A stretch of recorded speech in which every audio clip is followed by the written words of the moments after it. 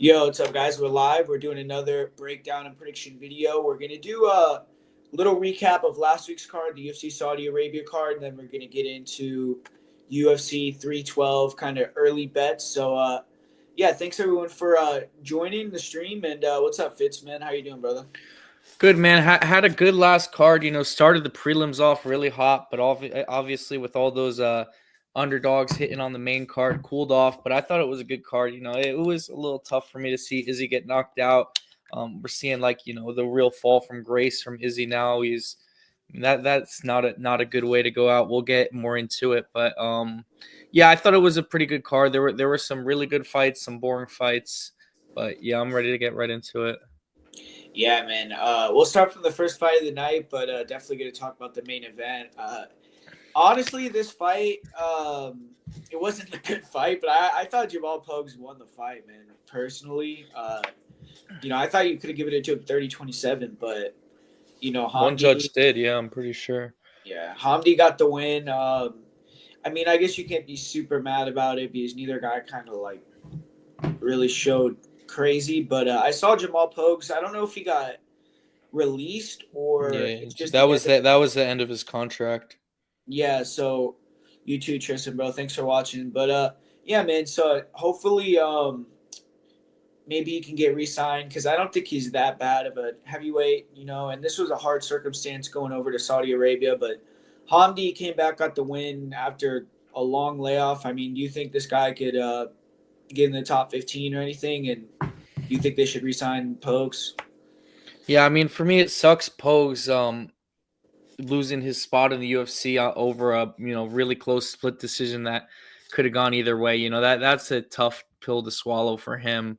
Um, he was already crying on his way to the octagon. I don't know what that was about, but clearly going through some stuff. I thought I had a bet on Hamdi, so obviously I was biased, and so probably were the judges.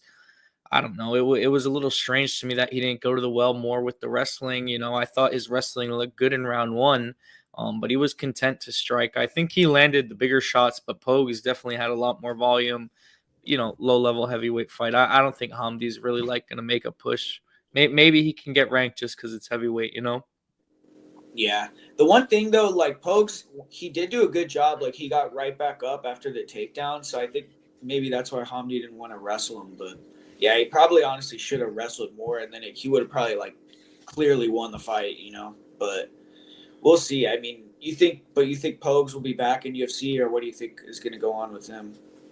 I mean, I don't know. We were talking about it on the pub sports stream. Maybe he's got to go back down to 205, Yeah. rededicate himself. I'm not sold on him as a heavyweight, but for me, it's like you're not going to have success at 205. That's a much harder division in my opinion.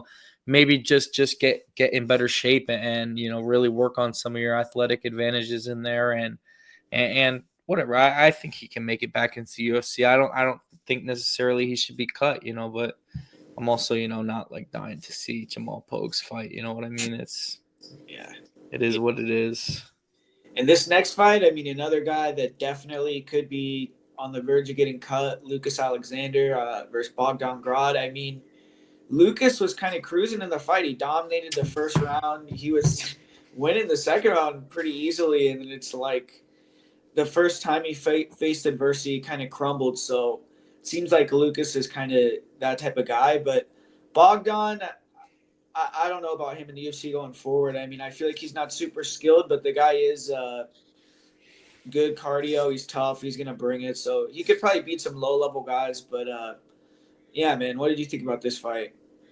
I said Lucas. I mean, I agree that Bogdan eventually is a fade, but dude, Lucas Alexander, exactly like he's a quitter. I mean, the signs were there. Getting knocked out by Jekka Saragi, you guys should not be betting on someone who got knocked out by Jekka should not be favored in a fight. That's my take. And Bogdan Grad, to me, he's a savage. He walks through the fire, dude, and he's gonna be in fun fights. Like I just said, I'm not dying to see Jamal Pogues fight. Whether Bogdan Grad is top 15 potential or not, I'm looking forward to watch him fight every time he gets in there. And I think you should agree. No, Yeah, like man. at the least you can say he's an entertaining fighter. Yeah, he always brings it and he goes for the finish. So hopefully they'll match him up good. Like, don't give him guys that'll just squash him and they can have some fun fights. But yeah, this next one, a horrible read by me. I mean, I had Mayra Buenasilva winning this one, but man, just a bad performance from her. I guess she kind of reached her ceiling in the UFC. Jasmine just beat her kind of how she usually beats everyone. I guess there was moments for Mayra on the feet where she was landing some decent strikes, but she never really got close to finishing the fight, I don't think. And Jasmine just kind of out wrestled her. So, yeah. What did you think about this fight here? Yeah, same thing. I mean, I went against one of my rules. I like bet against momentum because Jasmine had all the momentum coming into this and Myra had none. I really still think that Myra might be the more skilled fighter. Honestly, she just has terrible fight IQ, man. I knew the bet was lost in the first round when she jumped on the guillotine. I already knew it was dead after then.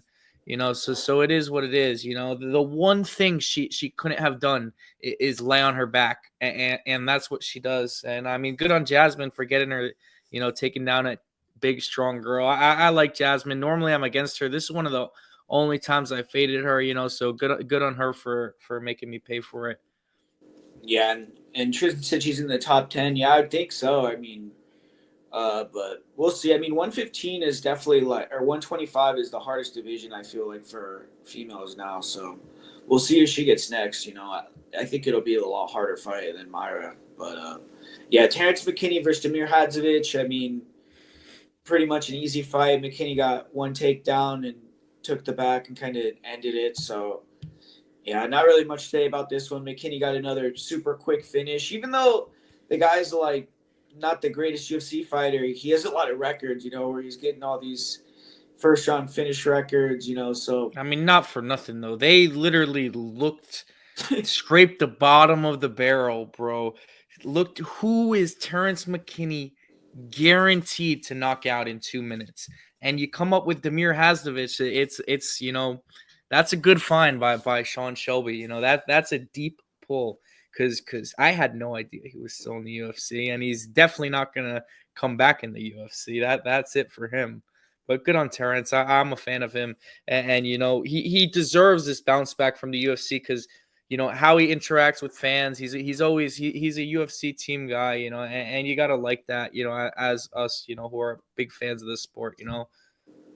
yeah, and I think the UFC likes him too because he takes short notice fights, and every time he fights, it's going to be a highlight either way. So it's like it's a good guy to promote for sure. But what like with McKinney, like would you give him another one of these type of fights, or like what do you? Because it's hard to really know what to do with the guy.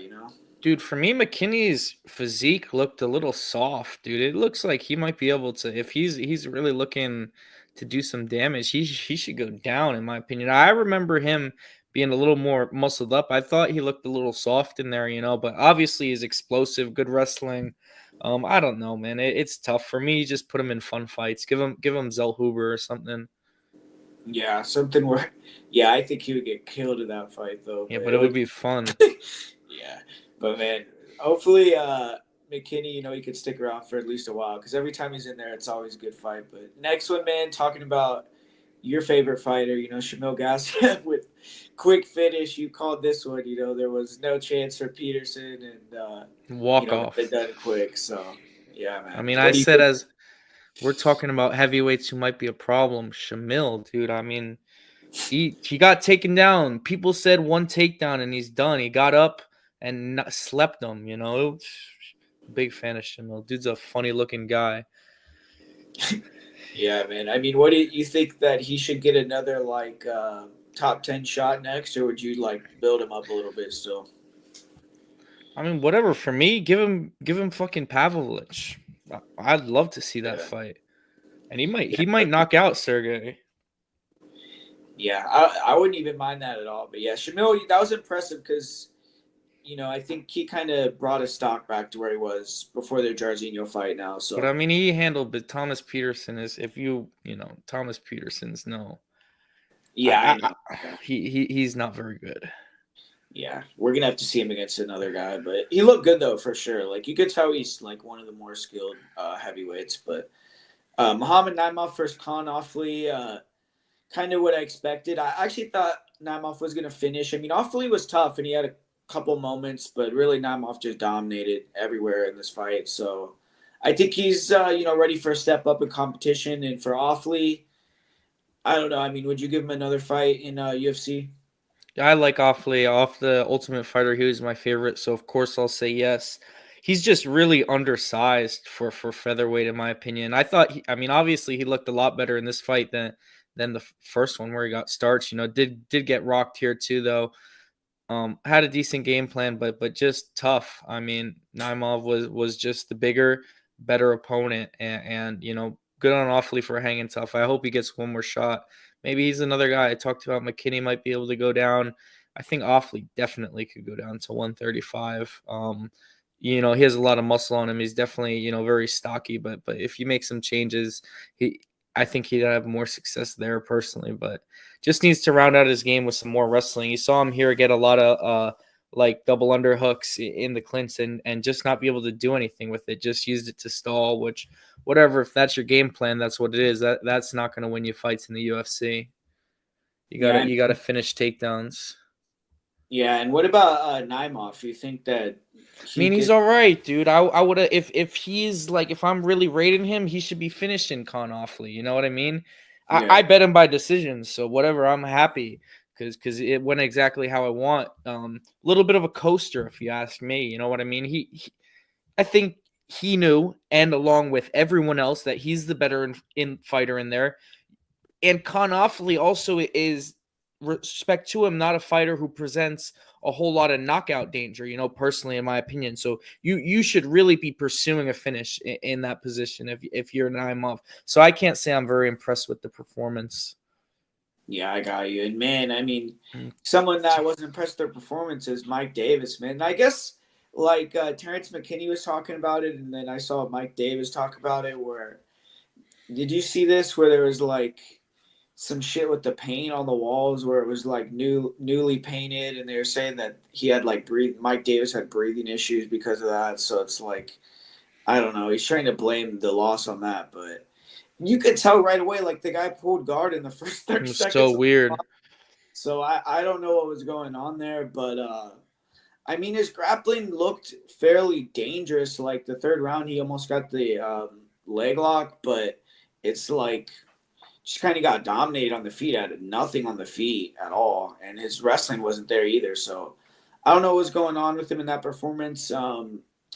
I mean, what do you think? You think it was Zion, or you think it was just Mike Davis not I mean, showing? I thought Davis had a knee injury or something, and that's why I was pulling guard because he was very sluggish on the feet, and maybe you know you have a knee injury, you have no explosion for your takedowns. You got to pull guard. If I'm blown away by Zion. This dude is the most flexible human alive, bro. It's Yeah, crazy. I mean, you saw it in his knockout over Frivola, how high he brings his knee up to knock out Frivola. It's like to his head. It's not like Frivola ducked into the knee. And then you see it here with the calf splice or whatever it was. Crazy, bro. His leg was in the craziest position.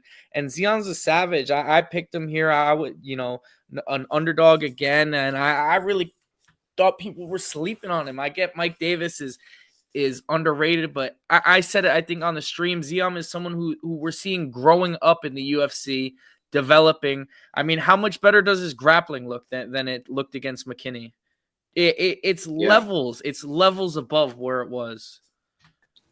yeah. I was impressed, and I think he broke his hand too, or had something. So, to have that performance after that was good. But yeah, I'm not sure. I mean, with Mike Davis, man, if he comes back and has another performance like that, I think he could get cut because he just doesn't fight that often.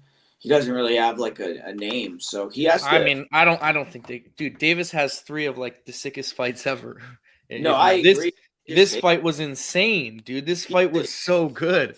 he's an expendable guy, though. Like I feel like 'cause he I never guess, fight. Dude. and I think they're It's- paying him a lot of money.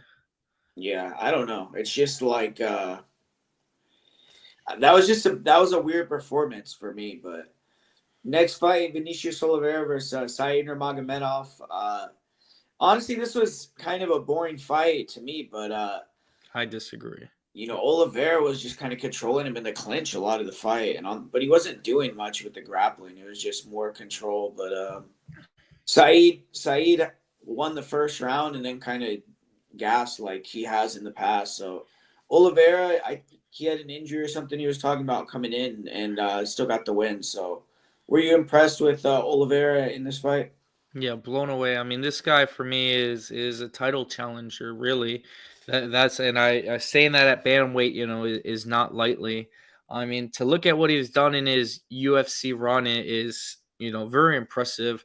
Saeed killed me, dude. This killed my night. I had Saeed in a lot of plays. Um, I thought Saeed should have won the fight, dude. I thought he was doing well with the kicks, landing, but just like you said, didn't have the cardio. I mean, he expends too much energy, and Oliveira is just a dog.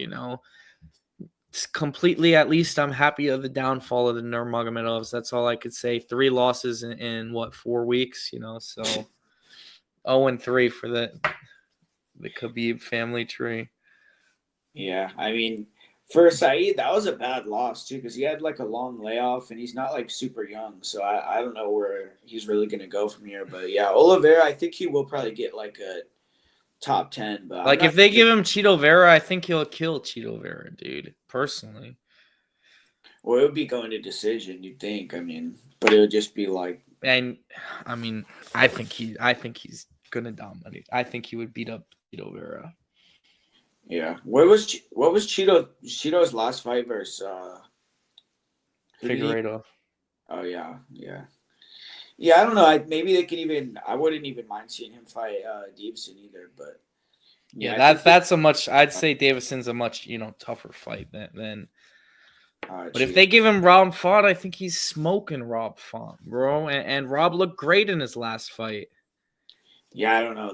I don't know about that. I think I Dude, would his give Rob. grappling's very, very good. I mean, it really is to take down Saeed like how he did, especially injured. And I'm telling you, this guy is for me. He's gonna be pushing top 5 of the division. But I mean, we have seen Jonathan Martinez was out grappling Saeed too. Yeah, So it's yeah. like I don't know. I mean, I feel like Look, but it's not just one performance though that we're talking about. Is the yeah, thing. Look at his 3 fights in the UFC. It's really impressive but like so what you he's would rate done. him a lot better than like Kyler Phillips. Oh yeah. Because I think Kyler has like some great wins in UFC too. But I don't know. I That's like kind of the level I'd put him at. But obviously he's undefeated in UFC and he's been killing it. So I think he needs like another test though. Because Saeed like I said, he was coming off that layoff and he always tends to only like he'll gas. A lot of his like major wins are in the first round. Like where he took guys Yeah, out. maybe my stock on Saeed is a little high. That's the thing. I've faded Vinicius in like all 3 of his fights. I'm like 0-3 against him. Yeah. You know? Yeah, he's definitely looked good for sure. So I think he'll get probably a top 15 guy next. But this next fight, man, I mean, probably the worst fight on the card, I would say. Pavlovich versus Jairzinho. I mean, Jairzinho's had a few of these fights where they just nothing has really happened, and now he finally got cut, which I think is a little harsh. But he's not in the UFC anymore, and Sergey got back in the win column. But yeah, were you impressed with Sergey in this one? Hitting some No, takedowns bro. and all that. It was, I want to say, borderline pathetic how Sergey was fighting. I mean, he was rocking him and then just shooting in the takedown, like no willingness to engage. Like he was just whatever. I get it, dude. You've lost your last 2 fights, but go and knock this guy out. He was rocking Jairzinho. He did it 3 times, once in every round, and went right to the takedown. Whatever. That's how you want to win a fight. That's how you're gonna win a fight. Go out there and knock him out. You know what I mean? Um, let's see Jairzinho in karate combat. Yeah, him versus Despain or whatever, Yeah, yeah, Robelis. yeah. He has a perfect style for karate combat. He'd be great over there. Yeah, I think Sergey, even though he got the win, I think he's still like 2 fights at least from another title shot. Like Oh he'll yeah, have to get like, he's nowhere close to a title shot after this. yeah, he would have to beat like you said, maybe he'll fight someone like what's his face, Shamil. But yeah, we'll see who he gets next. But Or I mean, they probably could give him Gone. No, Yeah, I think so. I think he can get Cyril, but I'd rather do Almeida versus Gon just because Almeida always calls him out. But you But know, then the thing is, I mean, I think you have to do personally just to you have to kind of do Almeida and Volkov, no? yeah, that makes Because more. otherwise, then you're kind of stuck with Sergey and Volkov, and they just fought. You know what I mean? Because then you can do Yeah, Sergey and Gon, and then Volkov and Almeida. And if yeah, Volkov beats Almeida, like it's like everyone pretty much knows he beat Gon too. So then you get him to the title shot. yeah. That's a Blades is gonna have to worry about my boy Kuniev right now. he's fighting. He's fighting him. Yeah, coming up. But yeah, so we'll see what happens with Sergey. I think it'll definitely be a big fight, obviously. So it should be fun to see who he fights next. But co-main event, another kind of boring fight. MVP kind of just controlled the distance and dominated the striking. Shara just couldn't get off at all. So I think it was a pretty big stock drop from Shara. I mean, I get he's fighting like an elite striker, but he had no like second option in the fight. You could tell like if you take away his kicks, he really doesn't have anything else. Like he couldn't adjust, and MVP didn't really like. To me, he could have done more to try to get the finish, but he cruised to that easy decision win and got the job done. So yeah, MVP even was out like muscling him in the clinch and stuff, which is, I mean, he's a 170 pounder and not a grappler, so it wasn't a good look for me for Shara. But yeah, man, what did you think about this fight in general? Like, you think MVP actually should get a big fight after that? To me, it was just like I I think mean, he could that's an have MVP done fight, more. though. That's exactly how MVP fights. Yeah, you're I'm right. just frustrated because I should have known. Like, I don't know why I would pick Shara. I really didn't even like visualize him winning. I just thought it was. I just went a little too into the matchup and thinking that the UFC was trying to showcase him. But if you really thought about it, like is he really on, as good of a striker as Michael Page? No, like he had absolutely nothing, dude. I don't think he landed a single significant Yeah, strike to the head. I know in round 3, I'm pretty sure it said he had one significant strike landed to the head, and I mean to me that just shows Michael Venom Page. I mean his defense is immaculate, among the best we've ever seen. Not always going to make for the best fight, whatever. Put him against Stephen Thompson, it's going to be the worst fight in UFC history. yeah. um, whatever. I mean, I'm trying to Well, we think just off saw this. Ian Gary versus MVP. It was like on the feet, it was horrible, Yeah, or I'm trying to think real quick what you can do with Ian Gary or with or with MVP. MVP. Yeah, it's Yeah, it's. I mean, maybe I'll give give him him more maybe of a wrestler, grappler guy. yeah, give him But Joaquin Buckley. Maybe that just because that would be yeah, fun at the press conference. That could co-main a pay for you. And that to me is like a setup win for Buckley. That's gives Buckley pretty much a title shot almost. yeah, you'd think Buckley would just lay on him. I do think MVP's grappling. It's underrated, like because I he did. mean, I watched him. I watched one of these. Like I watched a grappling match with him versus Condit, and he actually won. And I was like kind of surprised by that because. I hope you weren't going to say that his grappling looked impressive against Shar because Shar's Oh, grappling is negative. yeah, that's right. But I would say though, like it was just it didn't look impressive from MVP, but it was just unimpressive from Shara, like how he was getting bullied in the clinch. Like MVP was literally pushing him across the cage. Like it's like I don't think that should happen. But one thing I will say too, though, is like I said before. Remember I said it on the breakdown on Friday that when he fought Ian Gary, he was wearing those ankle Ankle, sleeves, yeah. and he Did he didn't have have him them on? on for Yeah, so Shara, maybe he was injured. and he looked Gary's real also fast and shit. yeah, Gary's just a beast, bro. I think. I mean, I No, don't, yeah, yeah. I'm not I trying to don't. take anything away from because To even beat in that that fight, MVP was still dominating on the feet. exactly. But Yeah. it was just weird that that's the only fight that he's worn those in. You'd think there has to be a reason for that, but yeah, man. Main event time, like you said, kind of a sad fight. I thought Izzy, came out. He pretty much won the first round easily.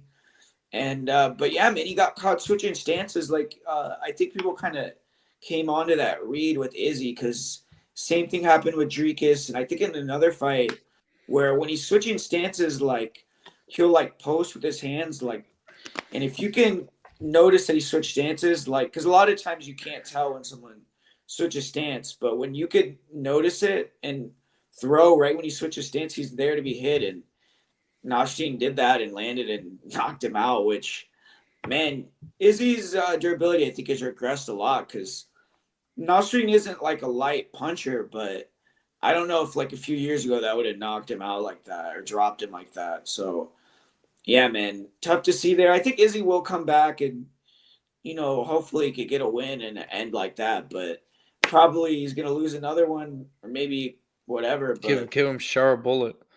Izzy will get his first submission. he would win that shit. That would be funny. Yeah, he could get, or like, I know he would never fight MVP, like, because they like each other, but that could be like, that would be that would be actually the worst fight ever. It would be like Israel versus Anderson. Silva. Yeah, dude, they would just dance. They would have a dance battle. But yeah, did you see Marvin? I thought Marvin Vittori's tweet was funny. What'd he say? Give me Israel. I'm the only guy he can beat. Yeah, he's like the only guy he could get a win with is me. And then he said like Mystic. Did you see Marvin's other? Did you see Marvin's other tweet?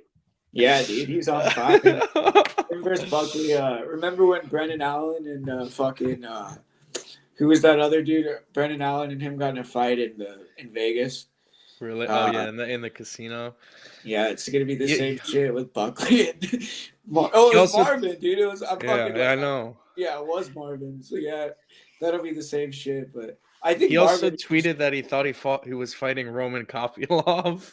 Yeah, that was funny, dude. I know Marvin is like, he's always like that. Like he's always had that personality, but I think he doesn't really he never really used to like bring it out at all. But I think now he doesn't really give a fuck because he's not like chasing the belt and he knows like, it is what it is. So he's just gonna let it rip type shit, Dude, Marvin is the only person I've ever picked to beat Israel Adesanya. that's the only time?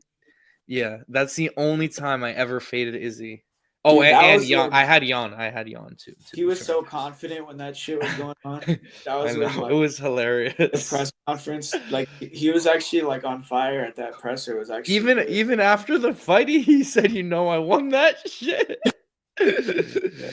The first one was like he was super salty for years, but yeah, it was a close fight the first time. They could honestly, dude, I fucking do that fight again. Who cares? Yeah. Izzy versus Marvin 3, but if Marvin won that shit, that would be the funniest thing ever to like retire Izzy with Marvin beating him. But I don't think that would happen. But yeah, man. Hopefully Marvin, like you said, he's gonna fight fucking Kopylov. Like, I don't know how that's gonna go for him. He tweeted that he thought he was fighting Kopylov. The actual fight is Delitzzi again. Yeah. Yeah, I thought the first one. I'm pretty sure I thought Delitzzi won the first fight, but I can't like remember like clearly to be honest. But yeah, Marvin has lost like a few in a row, right? I mean, I think that Delitzzi win is his last win, probably. Yeah. But yeah, man, that was a good card though overall. Like I feel like it was decent, but definitely like I don't know. I thought it could have been a better card than it was, but yeah, that's was the UFC Saudi Arabia card. So let's go to UFC 312. Just look at the lines and kind of see what we think is like some good early bets because they released everything now. I saw they released the props and everything, so. Yeah, man, it should be right now though, like you can't usually get a lot of money down on these props early, but the first fight of the night I think is that Young Sung Park fight versus Tumandero, right? Yeah. I kind of think that Park can win this by submission, and it's like plus 540 is a good price, because you'd think that if he's smart, he's going to use a lot of wrestling. It's going to be a lot of takedowns and stuff. Because on the feet, Tumandero's kind of wild. Like, he has a chance to knock him out. So, yeah, I mean, we saw Tumandero fight that Top Noi Kimron guy on Road to UFC. And, like, he was losing some scrambles to that guy. And then we saw Park fight him, and he subbed him so easily. So I think there is kind of a levels on the ground type thing going on here, and Carlos Hernandez got easy takedowns on Tumandero too. So I don't know. I think Park definitely could get hurt here on the feet early and maybe knocked out. But if he doesn't, I think he can get that submission. So I like the under, and I kind of like Park here. But what do you think about it? Yeah, I agree. I gotta rewatch his UFC debut. Tumanjaro, I having a trouble bringing it on Fight Pass on ESPN Plus for some reason. But I agree with everything you're saying. I think he has holes in the grappling, and I think Tumen Dembele is going to be like a popular underdog this week. I'm seeing some people pick him already.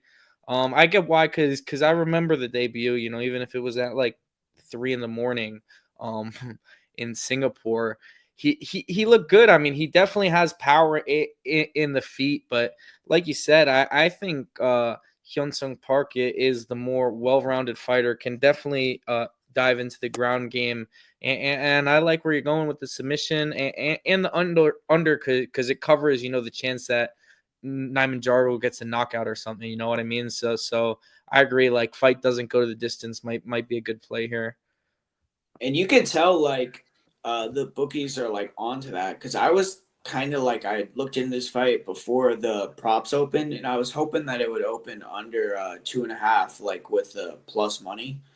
But it opened on Bet Online under 1.5 rounds, so they obviously think it's going to be a finish too, you know. So yeah, I was kind of disappointed with that, but yeah, I kind of lean with Park. I think Park's striking is underrated too. Like he has decent counter striking, but yeah, man, this next one, your boy Salkeed versus Anshul Jubilee.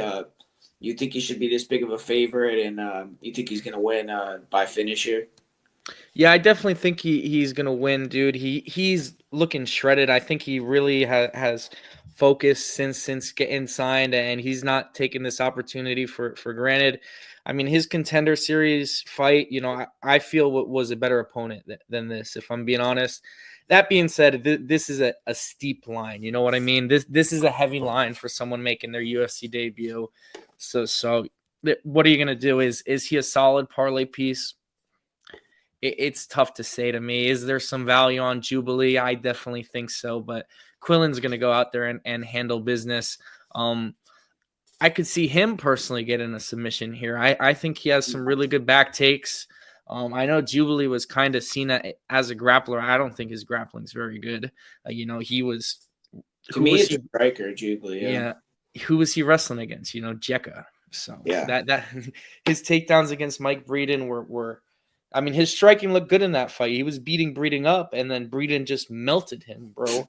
He literally melted him. I mean, Jubilee and Yeah, Sal Quillen will do that with his striking, dude. He'll yeah. throw a lot of volume. That he'll throw the teep kicks, but like I said, I mean, I do have to admit that there is definitely value on Jubilee. If you go watch the Breeden fight, it's a terrible look because you never want to back someone who gets barked at and then gets knocked out. um, I'm telling you guys, you don't want to bet on someone who got knocked out by being barked at. That's what happened because he was the better fighter. And maybe it's the third round he gassed, but all Breeden did was bark at him, and Jubilee he crumbled, He dude. was It was USA too. That was so funny. Breeden was, but yeah, man, it's like I agree totally. Like it's like a flake, like we're talking about with Lucas Alexander. Or at least there's huge red flags that he could be with that performance. But I feel like this dude has so much pressure on him, man. With India behind him, like he's the only male yeah. fighter that's like. So I mean, man, everyone in India, is like totally behind him to win. You'd think that he's going to And be they're getting. big. There's a lot of Indian fans of the sport too. That's what It's I'm pretty saying. popular. It's not like it's no one cares about MMA in India. You'd think that he's going to be getting like the best. I bet you like they got him set up with like the best training regimen and all this because he's been off for like over a year. Like so.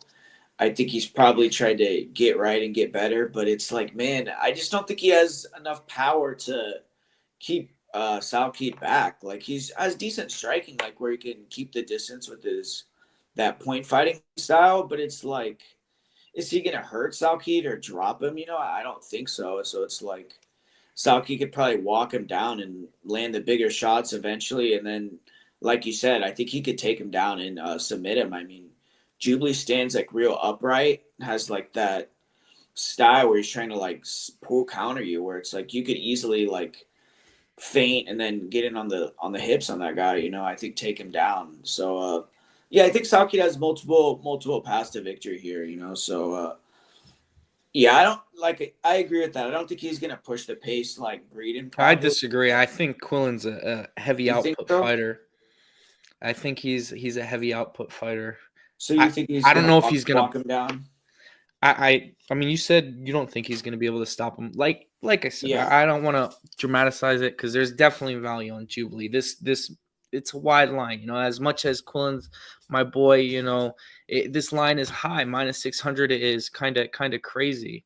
Um, yeah. but He's I'm the fully biggest favorite backing him. on the card, right? I'm pretty sure he's the biggest favorite on the card. Yeah. But yeah, Jubilee. It's like with him too. I think he has a longer leash too. Even though he has that pressure behind him, like if he loses this, he's gonna get like another fight, probably.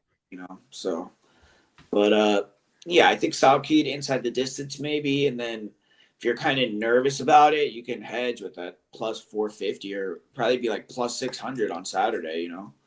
So, but yeah, next fight, Jonathan Mikolav versus Kevin Duce. I feel like this Mikolav guy is kind of similar to Southgate, where he's like that bulky grappler striker kind of hybrid. But I think Quillen's striking is a lot better than yeah, I agree. I agree. That's why I think this line is probably correct, but I don't want anything to do with Juice at that price, like after a loss like that, But honestly, I didn't think that fight with Brian Battle was that bad of a look because it was a super high paced fight.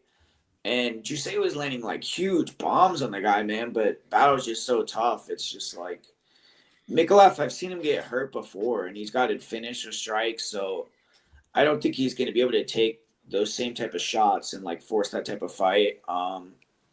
So if he can't get the takedowns, I feel like Jusei might finish him in the later round. So what do you think about that? I mean, to me, it's a little difficult to say because I'm inclined to lean towards Mikolav. Oh, But okay. for me, it's just a little bit tough to get my money there because I don't know if we've really seen Jusei against too many grapplers and Kiefer Crosby. I'm taking nothing. He's one of no offense. He's not a very good fighter. So if Mikolav is hanging in the UFC, he's going to be more of a grappling threat. I don't know what Jusei's takedown defense really looks like. And that's Jonathan's one path to victory. Yeah, yeah.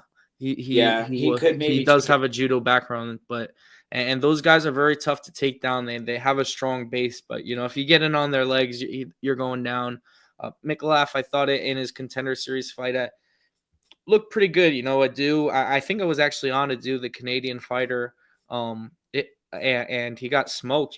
He did. Yeah. He locked up. I'm pretty sure it was like a triangle from bottom, right? Put him to sleep. Yeah, and Yeah. that There was that's like an that's an impress. So it's not just a wrestling. He definitely has a high level of jujitsu. Yeah, you could tell he's definitely like he also beat I can't remember the guy's name, but he beat some guy that's like a high level grappler in PFL now. Like he got a win over him, and I watched that fight. And he was like taking him down, so he's definitely a good grappler. But I don't think we've seen anyone take down Kevin Jusei in the UFC at least, have we? Like where he's been on his back, so it's hard to say like how he would even look if he gets taken down or anything, but. Yeah, was fight with Battle. He just got held against the cage for like a lot of the fight, but like you said, like he only used the judo throw to get out, and I think once Battle kind of noticed that, he was just holding him against the fence forever. So I don't know. We'll see what happens with this one. But you say he has to win this if he wants to like keep his career kind of going because he's 33, 34. So, but yeah, Bruno Brazil versus Kong Wing. I mean, another wide line for Kong after that type of loss. I mean, It's a crazy line to me. I mean, this yeah. is nuts. It makes no sense. Well, This it's makes like no sense to me. if they do strike It's for almost ridiculous. you, really, I don't know. I think I'm that's the first bet of the night for me is Bruno Brazil I, easily. I mean, even if it's a loser or not, I don't care. This line is Kong Wang, we're gonna see. I mean, we're gonna see, dude. I think she's completely a fraud, bro. I don't know. I don't know about. I don't think she's a fraud for sure. I think her striking is legit. It's just like, yeah, I bet on Bruno's against Molly McCann, and she was like a similar. I think she wasn't as big of a dog, but she was like plus 200. I do think she's like the huge value side. It's just I'm not as confident she's gonna win this one. Because if you watch her versus Denise Gomes, like if she comes with that type of striking defense, I mean, you'd think that Kong's gonna win this fight, but she's definitely gotten better. It's just, yeah, I don't mind the shot though to like fade Wang at that price because she hasn't beaten anyone in It's the just a ridiculous line to me. I mean, But if you look at like her kickboxing background and yeah, all it's that, definitely legit. But I mean, yeah, you so know, it's like you think Bruna could time like a takedown here? You think she's gonna be able to compete like 3 round striking type and I thing? would I would think she would need a takedown, or maybe two or three. I got to do more tape. I'm a little off because just seeing the line is wild to Yeah. me. Well, It remember feels what was just the line? Her last fight, she was like, minus 1,000. yeah, that's what I'm saying. Yeah, so it And, dropped a lot, but it's still and Bruno Brazil was just this big of a dog, and she just it's just a little mind boggling to me. So I'm sure Kong Wang is going to knock her out because what that, but it just feels like it makes no sense that Kong Wang she just dropped the ball, dude. She just dropped the ball as a massive favorite. Like she yeah, just got exposed. If that last fight with Gabriela Fernandez never happened, this is what I would expect the line to be against Bruno Brazil. yeah, Coming yeah. off her debut, this is what I would expect the line to be against Bruno Brazil coming off the win against Molly McCann. I think this would be a reasonable line. She just lost a fight, and this is the line. Like she just got completely fraud checked, and this is the line. Little, Yeah. Wild to me. I mean, what would you line it though? Like you'd still have to say Kong is the favorite. Yeah, probably like minus 180. I'm not even going minus 200. I don't think Kong should be a 2-1 favorite against Bruno Brazil. Maybe I'm putting too much into a performance against Molly McCann, who we know is speaking of fraud check. She's been fraud checked. And I will say though, I don't really agree it was a fraud check with Kong though. I think it was like her being an idiot because she was dominating the fight, and it's like she was just taunting the girl and like being dumb, and that's why she got caught. So it's like maybe she won't do that again. But if she's just like a head case, then yeah, maybe her grappling is just non-existent. Yeah, that's the thing. Fernandez wasn't gonna really try to like wrestle hard, but yeah, Bruna. I don't know if she'll even attempt a takedown either, but she should. Like she should have that as the game plan too. Is she still with the fighting nerds? Yeah, so you think You would think they're gonna have a good. I don't think you want to strike with a world champion kickboxer, dude. Bruna's just like a tall girl though. Like I don't know if she's gonna like fucking shoot double legs like that. But if there's anyone you can shoot double legs on and submit it, it might be Kong Wang.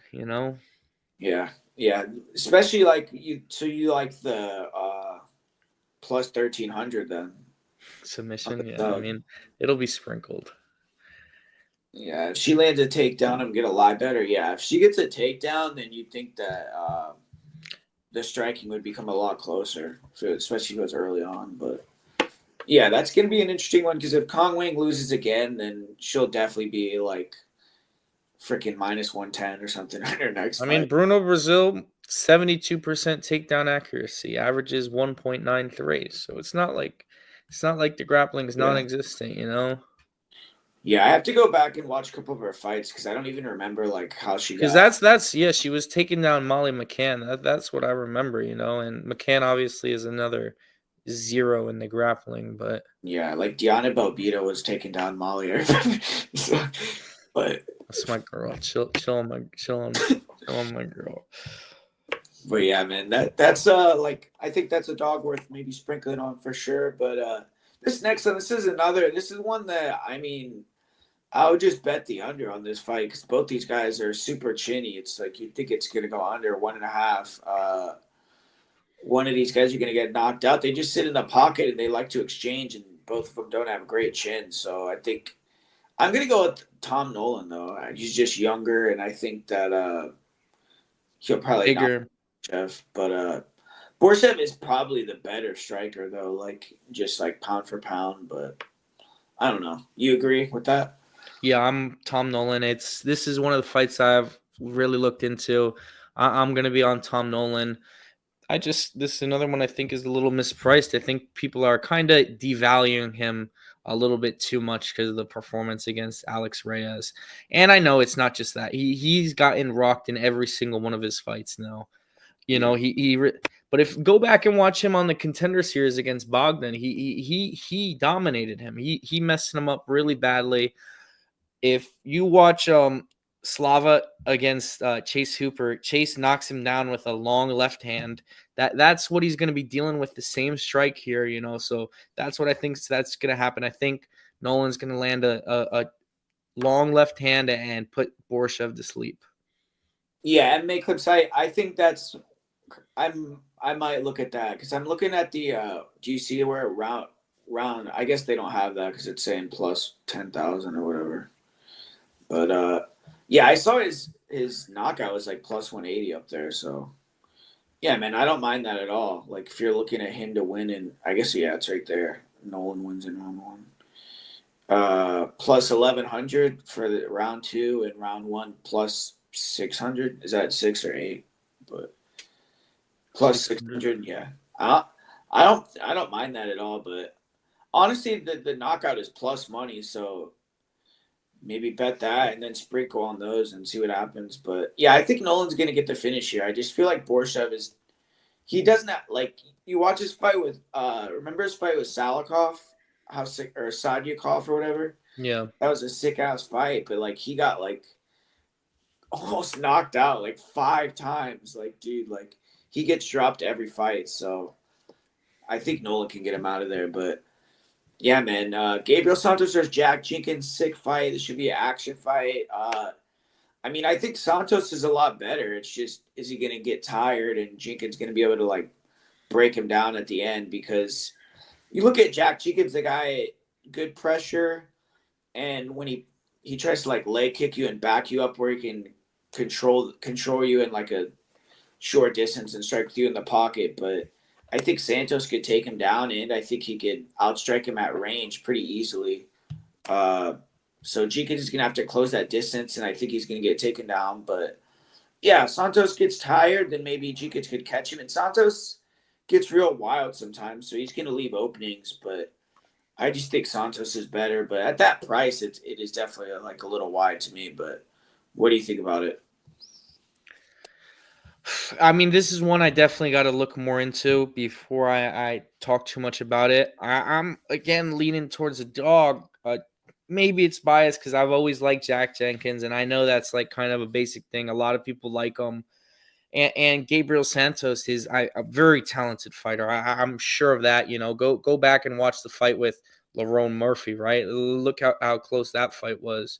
Um, Yeah, he won that fight, dude. That was some bullshit. I bet on he's him. a, he's a guy though to me who did drop. I mean, Onana, you know, he's another very good fighter too, though, and I'm not sure if Jack Jenkins is on that level. But Jenkins is going to be tough. He's going to bring the pressure. He's going to be, you know, whipping the leg kicks. He has some of the nastiest leg kicks we see. So like I said, I got to look more. I'm thinking about it a little more. Probably will settle on Gabriel Santos just as a safer pick, but I do think Jenkins is live. Yeah, he's live just because, like I said, I think Santos gasses, but Jenkins, what like he gets taken down in every fight. So if he gets taken down here, I just don't think he'll get up. You know, so Santos probably needs 2 takedowns to win, unless he gets finished in the third or something. But yeah, man. What's the next fight on the card that we got to talk about? I guess let's talk about the Taporia fight because I think that one's earlier on. Yeah, the line's kind of coming down. Taporia was a bigger favorite earlier in the week, but I don't know. I mean, I guess it's a test to see how legit he is because he hasn't fought anyone. But I think Taporia is going to win this in the first round. I mean, his striking looks good. I feel like he's like a high level grappler. He's a black belt. Colby Thickness looks like he's like a cardio guy, like good movement. He has decent wrestling, but I just don't think he's going to offer too much with Taporia. But yeah, I mean, you think he can get out of the first round and try to extend him, or what do you think here? Haven't been able to do a lot of research on this one. Haven't been able to tape Cody Thickness, so can't speak on it too much. I can say, there are people, apparently out at Taporia's gym who's saying he's the better brother. He makes Ilya look like a cat or something. He's a lot more powerful. So we'll see. That could just be hyping him up. I don't know why we haven't seen Taporia, fight in the UFC yet. He's been supposed to fight for a while now. Whatever. Like I said, I'll need to look a little bit more into this one personally before I can give any insight. I got you. Yeah, so let's move on to let's talk about the Cody Seal fight against Rong Zhu because I want your help on that one, man. Because I don't have a good read on that fight at all. Like, kind of take me off. Tell me not to bet on why not to bet on Rong Zhu, or what do you think about him? I mean, I don't want to because I'm, almost the same. I think I mean, Cody's just a beast, but this year a lot of the undefeated fighters, kind of been losing. But just look at Cody Steele is a BJJ guy, dude. He's like a very credentialed grappler, and then look what he's doing on the feet in the Contender Series. So to me, that's someone who's really rounding out his game. And the guy he fought on Contender Series, is some Cage Warrior guys. He wasn't no joke. Like, I know people who were picking him, so that was to me. How are you going to fade someone like that who looks so good at coming off the Contender Series, who has the grappling background, and Rong Zhu, it is, I know, pretty good fighter, solid, great striker, got unlucky in his last fight, and he's another one we've seen kind of grow up in the UFC. Was here very, very young. He got cut and then came back, right? Or he's Yeah, had 2 stints. Yeah. yeah. So this is another guy you really see develop, but I mean, and it's definitely a tough fight for Cody Steele, but to me, he's just a dog, man. Like he's a very impressive fighter. Yeah, it's just man, I want to fade him here, but like you said, it's like I'm probably gonna not I be mean, you able know to. more about the grappling world than me. Like he's like a known guy in grappling, right? Like he's like a really talented grappler, no? I think Jiu-jitsu guy? he's like a really good jujitsu guy for like MMA fighters, but like if he was in like ADCC, I don't think he would do like super good. But he's like elite level like grappler for sure. Like I'm not I trying mean, to. your elite Yeah, is. yeah. He won like like the combat jujitsu with the slaps. Yeah, yep. He's good at that. He won like that EBJJF or whatever. I mean, I'm looking right Uh, now on the tapology. Like the guys he lost to: Gregory Rodriguez, middleweight; Jacare Souza, middleweight, and two yeah. of like the greatest middleweight grapplers. I know RoboCop never shows in the UFC, but he's a world champion grappler. No, yeah. I mean, Cody Steele, if these guys had a jujitsu match, it'd be like minus 10,000. So Yeah. it's like, it would be levels there. But yeah, man, it's just if you look at the experience level in the MMA world, it's like Rongzu has so much more experience, man. Like, this is going to be the best striker that Cody Steele has fought, in my opinion. And Rongzu has fought a lot of wrestlers, a lot of grapplers. Like, his fights on that road to UFC, he was defending takedowns really good. Just repeat what you're Yeah. saying though. Road to UFC, and then we're talking about Cody Well, but Steele, and it's he fought it's some different levels. he fought this Japanese guy that was in wrestling in the Olympics, Olympics. Okay, like so good Shin point. Haraguchi or whatever his name was. Good But point. and Rongzu has never been knocked out either. Like Cody Steele, a lot of his wins recently, like you said, even on Fury, like dude, this guy in the clinch, this guy's sick, dude, with the knees and the elbows. Like, he knocks people the fuck out. But Rongzu's his last fight, it was his first knockout loss It or wasn't a knockout. It TKO. was. Yeah, he got cut and he was pissed. You could tell like he wanted to keep fighting. And I thought he was winning that fight. Like his leg kicks looked nasty in that fight. And that's gonna be to me the battle of this fight. Like, is Cody still gonna get a takedown or Roxu with his power before Rongzu gets those leg kicks going? Because if he gets a few of those leg kicks through and can kind of make Cody Steele more of a striker, I think he's gonna beat the shit out of him. But yeah, man. I mean, these guys have sparred too, and they like have experience with each other, so I think they're gonna know like where someone's better than the other person. And I know Rongzu, like he went to City Kickboxing to train for this fight camp. So I don't know if you think that's good or negative because they've been losing a lot lately. But It's so great. It's so great, yeah. Jim, But though. Cody Steele, like he has coaches in his corner that have They're coached Rongzu. familiar with him. Exactly. So that is an advantage, you think. But I'm pretty sure like Israel's fought a lot of or syndicate guys have fought a lot of city kickboxing guys, so they're probably like familiar with each other in general. But yeah, man, I think this is a good fight. Like I feel like maybe it's a live bet fight because if you see Rongzu get off the striking early, maybe throw some money on him. But yeah, he hasn't had like great results in the UFC, so that's why I can't like be super confident on him.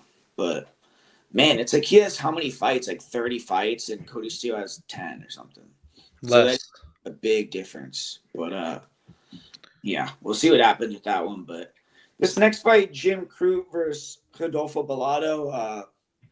I mean, I don't know where they got this matchup from, man. Kind of fucking out of nowhere. It's like, but I have no clue what to think about this fight. I mean, you got to pick here or read here.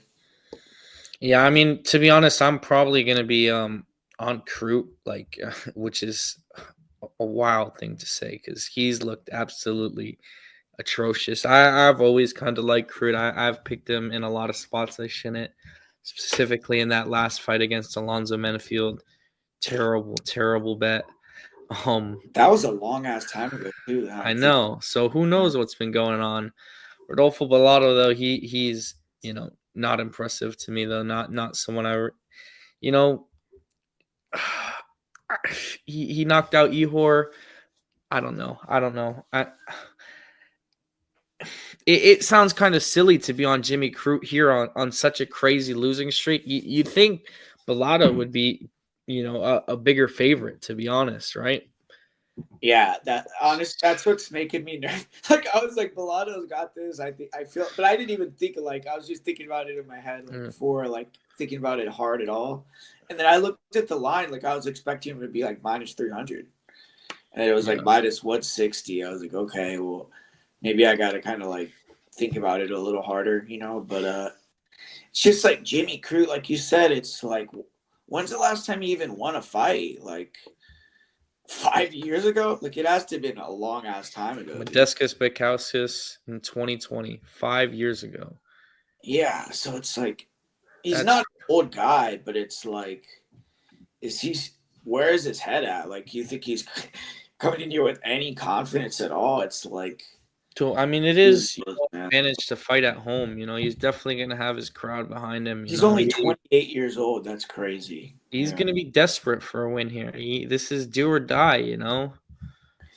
yeah. I mean, what do you think about his chin though? Like, you think that? Not good. I not good. Yeah, I mean, and how about getting submitted by Alonzo Menfield? Not good. yeah, and he's supposed to be a grappler too. Like, Yeah.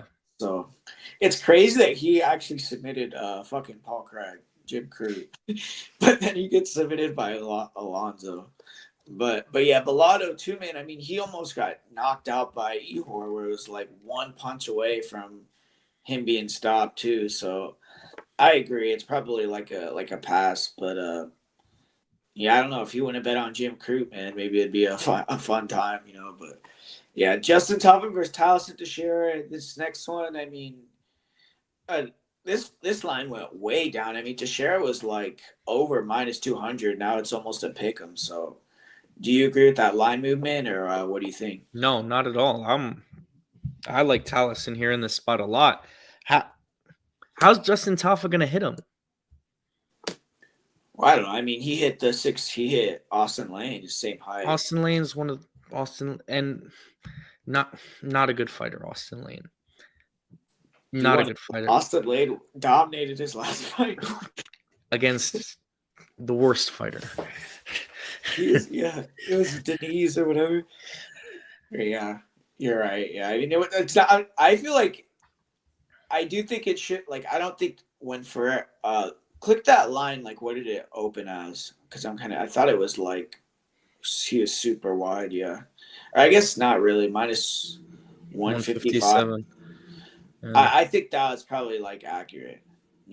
Because I don't think you could make Tyson a huge favor because he hasn't fought anybody, dude. You look at like his record, like he has no good wins, and even his last fight, like he was fighting that fat dude on Contender Series, and that guy was like landing some bombs on him. Like he definitely like had it backed up, like with these crazy overhands. So I think Teixeira's offense is really good. Like 6'7", the guy has fast ass hands, good combos. And like I feel like if you're gonna pick someone, if the price is like close to a pick 'em where it's at, I would take the 6'7" guy that's more athletic and just never been knocked out for sure. Like, so I think that's a good price, but it's Taffa could knock him out. I mean, it's definitely possible. He could KO him early in the first round. Just slip a jab and throw those overhands. That's all he's gonna be doing the whole fight. So yeah, man. But we've seen Taffa. He got slept by fucking Jorgen De Castro with one punch, like face planted. So I don't know. I mean, I feel like the other thing about Teixeira is he's never been past like 2 minutes and 30 seconds in a fight. So it's like Tafa isn't a cardio machine, but he did go 3 rounds with like Carl Williams, and so Teixeira could totally gas out like after 5 minutes. But yeah, that's I think the price is good to take a risk on. Like, don't you think? Like at that, if it's minus On 130, on Teixeira, yeah. Not yeah, for me to bet on Tafa, he would have to be a way bigger underdog. I think, like I said, this is one of my favorite plays of the week. Is going to be Talis and Teixeira. Still got to look a little bit more into it, but to me, I think this is a great line on him. here, yeah. Next fight, we were talking a little bit about it. Francisco Prado versus Jake Matthews. I think this is good matchmaking here. I mean, these guys are going to bang it out on the feet. It's going to be a good fight. I mean, Matthews maybe will try to get some takedowns. I think he will, honestly. Yeah, and that could be his path to kind of winning the fight. But both these guys have really good striking. Like, I know Matthews, he came into the UFC like he was a grappler, but you look at all of his losses, dude. All of his losses pretty much are to wrestlers and grapplers. Like, that out grapple him. I guess he did lose to like Morales, and I think he lost to Semmelsberger, but outside of that, it's all like wrestlers. So Prado, it's like I don't know if he has, like I was telling you, I don't know if he has the power to hurt him like Semmelsberger does. And Matthews has a great gas tank. He's going to be moving around, point fighting. Uh, so I think Prado has like 6 or 7 minutes to catch him, with the left hook or that right hand. And if he doesn't, I think Matthews will get ahead with mixing in the takedowns and just being like the veteran. But Matthews, man, he hasn't won 2 fights in a row in a long time. It seems like he always is up and down. So at that minus 230, I don't know if I can kind of get with that price. But yeah, what do you think? I think Matthews should handle business here. I want to see how Prado looks on the scales moving up. Yeah, 170. Yeah. I think just he's going to be able to mix in the takedowns here. I think on the feet, like you said, very close fight. I think Prado is going to present danger, but I just see kind of like the forward pressure of Prado, given Matthews is going to time takedowns off of him coming forward, I believe, and I think he'll be able to control on top. I don't know if Prado will have to really work hard to get up, and I think that will just result in Jake Matthews dominating the fight. Like you said, though, it's been I thought the win against Phil Rowe, that's a pretty good win to me, Yeah. and he definitely laid an egg against Semmelsberger. We were talking about it. That was a really, really bad performance, and that like really is the reason I faded him against Phil Rowe, and I like Phil Rowe too, so I kind of always pick him. But he obviously proved me wrong there. And I think he's reasonably priced here. I don't think minus 230 is that bad of a line. He's fighting at home, and I've said it a few times now on the stream, talking about fighters who grew up in the UFC. Jake Matthews is one of the Yeah. best examples. Been in the UFC forever. Yeah, he was in UFC, I think, when he was 19 years old, and he's like 30. So yeah, it's like definitely like great example of that for sure. But yeah, another thing about Matthews is I don't think he's ever been knocked out either. So Prado knocking him out, like a guy coming up from 155, would be kind of surprising, you know.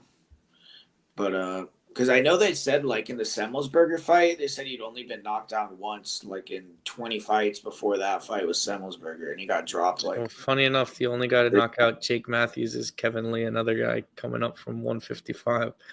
But that wasn't a knockout though. That was like on the ground and pound, Ground and right? pound. I think, yeah. Like I don't think he's ever been like where he got finished, like dropped, and then like Yeah. No, that's the only TKO loss. yeah. So I just don't think like Prado. You look at all his wins, literally all his wins, like except for the submissions, like against bums or like one shot knockouts. So to do that against Matthews, I don't think is like that likely, you know. But yeah, did we get to the co-main event, or we did we forget a fight or no? No, I think we covered all of them. All right, awesome. Yeah, so co-main event: Tatiana Suarez, Zhang Weili. Suarez is, I guess, she's the underdog on the MGM, but she was the underdog on every book. Now she's slight favorite on most of them. So, yeah, what do you think about that, Tatiana versus Zhang Weili here? It's going to be a really good fight. I'm really excited. I'm very happy. Some people are going to say whatever, Tatiana hasn't been active enough to deserve that. If you really know what she's had to battle through in her life, it's very impressive. So I'm very happy for her. It's interesting, the line. I mean, I think I'm picking Suarez. I think she's going to get a submission. Honestly, Suarez to me has by far the best grappling in all women's MMA, maybe bar Kayla Harrison. That's the only person I think is comparable. And how she locks up these guillotines in her last two fights is nasty. You don't see women doing it too much because they have shorter arms. Tatiana Suarez is very lanky, and she grabs the neck, dude. She'll go. She's a wrestler. She'll go submission over position, jump on that guillotine, or she'll have the back, she'll circle around to try to get the front chokes, you know. And Weili is someone I think we see make mistakes, honestly. She gets a little frantic sometimes, and I think that's just she's going to put her neck out there, and Tatiana's going to take it. That being said, if Weili's takedown defense holds up, or maybe Weili gets takedowns of her own, I don't think so. Maybe, though. On the feet, Weili to me is a lot faster, especially with the hands. The kicking, I mean, Tatiana has a nasty body kick. She's very long. She'll be able to land that. I'm sure she's going to want to use movement, look to set up the takedowns, look to get in the clinch. But Zhang Weili is the more well-rounded fighter. You know what I mean? And you're getting the champion potentially at plus money. I'd expect this. What do you think it's going to be when they fight? Even money? How do you think this line's going to develop Yeah, as the week goes on? I think Tatiana will be like minus 130 or something like So you that. think it's going to continue to Tatiana's going to swell as the favorite? Yeah, I think so because I think when they do face-offs and stuff, Tatiana is going to look a lot bigger when they're standing next to each other. So I think like, and she's never lost. I mean, we've seen Zhang Weili lose multiple times, you know. So I just feel like Suarez will get like that popularity push at the end, but yeah, I agree with you pretty much. I feel like though people are underrating Suarez's ability to compete standing on the feet here. I feel like people are acting She like doesn't have too many weapons though. If for me, yeah, but she doesn't need many weapons though. I mean, it's like because Zhang Weili's not going to just close the distance and get into boxing range with her because I she's mean, going to that's what grab. Zhang does though. She explodes in. She's gonna dart in and Yeah, out. but that's why she's going to have to be so fast closing that distance and getting out, which I mean, she's good she's at that. definitely faster than Tatiana. I agree, yeah, but it's like I just feel like Tatiana on the feet, man. It's like she's gonna have 3.5, 4 inches of reach, and she has great kicks. I mean, she could kick at range as much as she wants. I mean, these other girls, I guess Rose was kicking too, but if she gets taken down, man, I mean, she's just gonna reverse and get on top. I mean, I'm almost positive of it. We've seen Zhang Wei Li get reversed by freaking Yan Xiaonan and these other girls that are not even like close to the level of Suarez on the ground. Rose Namajunas was swept Zhang Wei Li. It's like if Tatiana gets taken down, she's gonna get it into top position. Like I don't think Wei Li wants to grapple at all here. How And do you think the fight plays out after round 3, though? well, If it I think extends, Tatiana has better cardio. Personally, really. I do. Zhang Wei Li gets tired in fights. But we've Uh, never seen Tatiana in a 5-round fight, have we? Unless it's a long time ago, no? yeah, I don't think she's ever gone 5 rounds, but just from what, like you said, like what she's had to been through and what she does in the gym and everything like that, I just don't see her getting tired, man. Like she got tired versus Nina Ansaroff, but she had like some severe injuries going into that fight, so I don't think it was really like the best representation. Especially if it's a lot of grappling and wrestling, man. I think that Suarez is going to hold up better, and I think the size is going to be a thing because Tatiana is like the biggest 115er by far in the division. So And the I best think, wrestler. yeah, I just feel like Tatiana is gonna show up here and look good. I feel like even on the feet, because she's gonna be able to land kicks on Jang at distance. So it's like I think she'll be able to do well here in this fight. So I like Tatiana here for sure. So Yeah, me too. I'm agreeing, and I think the age Zhang Weili is. I know Tatiana's 34. She's 35. Zhang Weili has a lot more mileage in terms of fighting. You know, a lot more fights, a lot more damage sustained in this fight. And Tatiana obviously has injuries outside, but as far as getting punched in the head and knocked out and damage to your chin, she has almost none, you know? Obviously, there's other factors. Obviously, there's other things, but I'd say durability is going to be on Tatiana's side. no, yeah, for sure. I agree with that because I feel like didn't Yan Jianan drop Zhang like Yeah. twice or something like that, right? A couple times. So yeah, I think Tatiana is in a good position, but there is like definitely question marks because it's like you said, she did fight twice last year, but she still hasn't been super active, and we haven't really seen a fight where she can't get a takedown. Like Well, that what it wasn't would look last year. That was 2 years ago. She fought. We haven't seen her since 2023. really. I thought she did. Yeah. No. Okay, yeah, you're right. Yeah, yeah. So yeah, we'll see what happens with that. But I do like Tatiana to get the win there. But main event time: Dricus du Plessis versus Sean Strickland. Uh, Man, I mean, the first time I picked Sean, I actually thought he won the fight even after rewatching it. But I think Dricus is gonna take this fight personally because I just don't like Sean's mindset coming into this one. I feel like he had to come in and change things up, like, and he's blaming it all on the headbutt, why he lost, and I don't think that's the right strategy. Like he has to come in here with more of a pressure game planner, trying to control the center, and he's just not someone that is going to do that. I don't think because you look at his career, man. I mean, this guy has been so willing to fight the same fight over and over. That's why he's. I think he's been to like eight. Watch him. Have you rewatched the Imavov fight recently? No, what about it? He pressures in that fight. He goes forward in that fight. Well, he goes forward in all his fights. Besides, like when he fought Paulo too, he's walking him down the whole fight. But he's still doing the same thing. Even when he's pressuring, it's still just jabbing and Well, taking. that's what he's gonna do. Yeah, I mean Yeah, that's how he's gonna fight.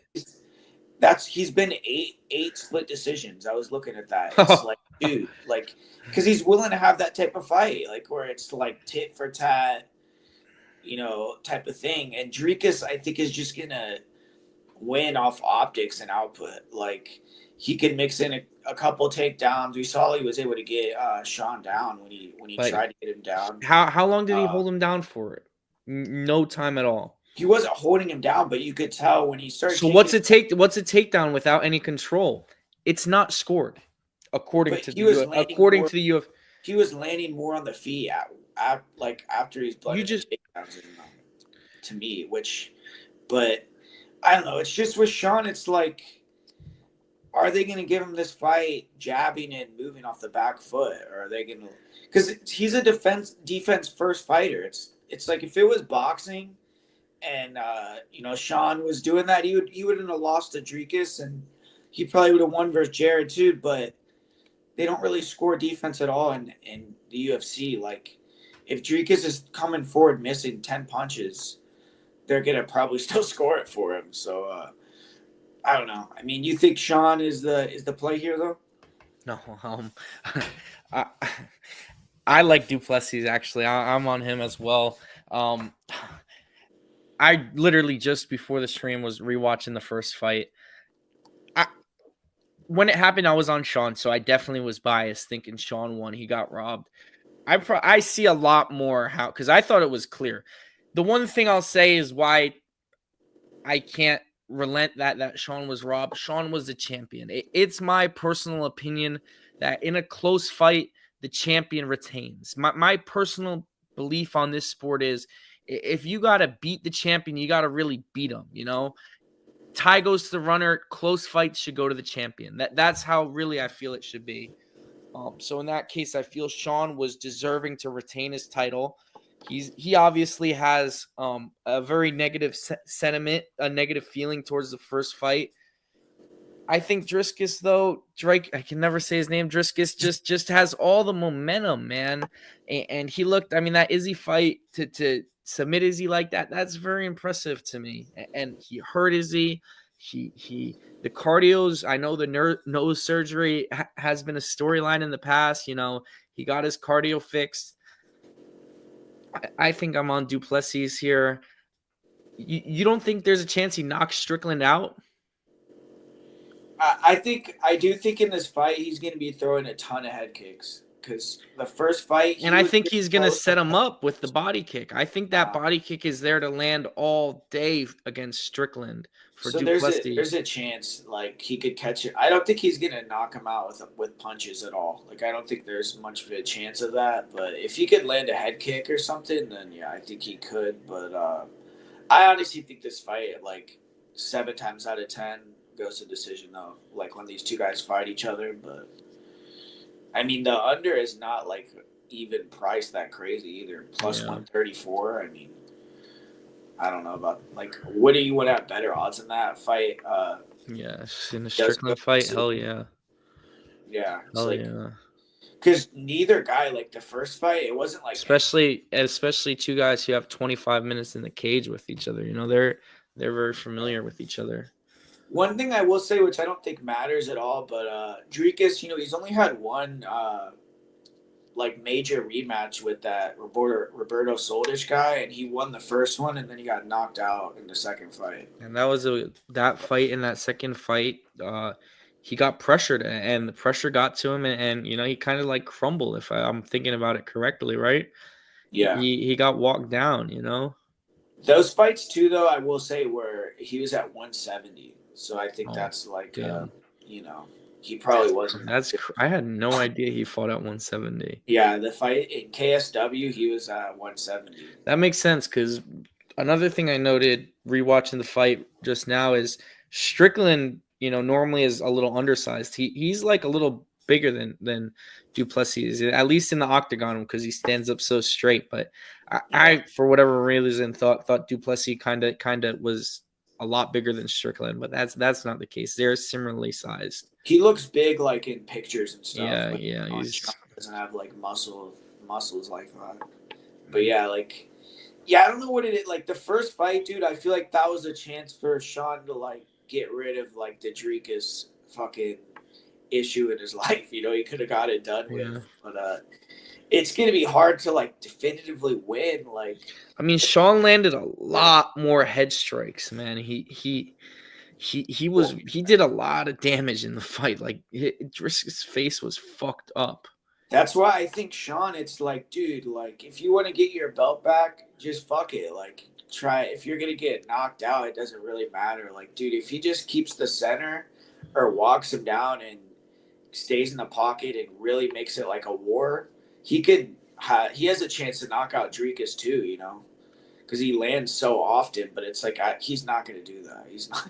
I just don't see him doing it because it's like he's had like if you've had 8 split decisions, you'd think like after like the third, fourth, fifth one, you're going to be like, all right, like Maybe the Costa one was do some really the one that shit. did it for him. I mean, that was a crazy split decision. Yeah, it's like remember fucking Masvidal? He had that same Oh thing for a yeah, while where yeah, he was always like, he went to split decision like 5 times, and then after that he like never went. yeah. He was like knockout or bust. So it's like, but I don't think Sean's gonna ever get to that point, or at least not yet. So I don't know. I just think Drake is gonna do like more on the feet probably. But what do you think? Plus or minus 205? Like that's the right price though after the So first. it's a little too heavy for me. I think it's like minus 160.